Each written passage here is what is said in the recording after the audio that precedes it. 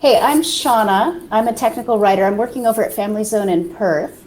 And my background goes all the way back to 1994. I've been around for a while. I started out as a desktop support and a trainer. And I was an accidental technical writer. I used to have, I'd produce my own tip sheets and I'd write my own books. Where I'm coming at with print documents is they are a bit of an old school tool, but they're still valuable. And I think we need to consider our audience, why we're producing print documents. I think the best use that I've seen so far, I'm in Perth, there's a lot of mining here. We send a lot of software up to the mine sites, but the people using the software are in a haul truck or a drill rig in the middle of a pit without really computer or reliable internet access. So print documents were ideal for that. The other place where I used print documents where they could apply and where it's good for the audience is people who don't have access either for security reasons or for just the tool that they're using doesn't supply that level of flipping back and forth between help and your activity, your daily activity. Right now we're working with teachers and students in school. They need to know how to log on. They probably only need a page or two for their log on and their troubleshooting, and it doesn't make sense to build a whole help system into their interface. One other situation, I worked in aerospace. I would train the trainer. I didn't have a security clearance. I had a background check. And so I'd produce a print document.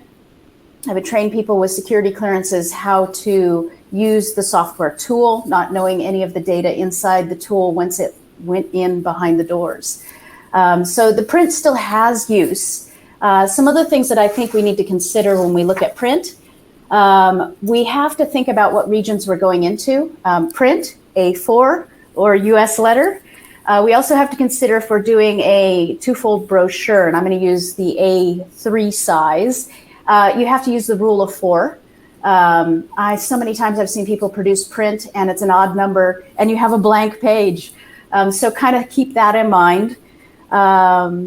With the tools that we have, you also have the lifespan of a print document. Large documents especially, people tend to take pages out of it. And so it's really important to have the date and version in the footer and to be able to keep track of that. You really can't control a print document. You can mark it up.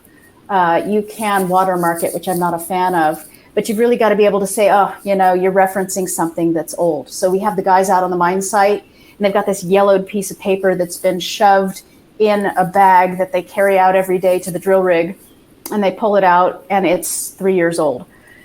Some of the other things I've noticed about people in print documents, they flat out lose them. You print them, so you need to have a way for them to easily access them again and print them again. One of the blessings is the cost of printing has come down. One of the negatives is now that we're online a lot, some offices just don't have that many printers. Like our printer right now is in the finance and HR department. And the one behind me, I can't quite figure out how to get to it. So we're able now to use color more cheaply. We still have the issue of duplexing. I don't know if you guys are like paper jams, but there's one.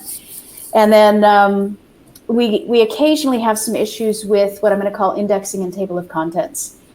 So like I mentioned earlier, a lot of times people only print the pages they need, and then those sections get out of order. People themselves do not tend to print the whole document if they're doing it themselves. And finding a way to give them maybe a mini table of contents in each chapter just to help them get themselves oriented again. Indexing, I think that's also a lost art. We used to go through and actually manually tag sections of the text and then had rules. The index, the nouns had to be plural with an S on the end. We didn't use the ing form for verbs. We used the to by dropping the to and the action. So there were things like that, and then stacking them up where you had things that were subtopics. Don't think we do that. But I have been impressed with online documentation and think that we might be able to re-engineer some of the online documentation back into print.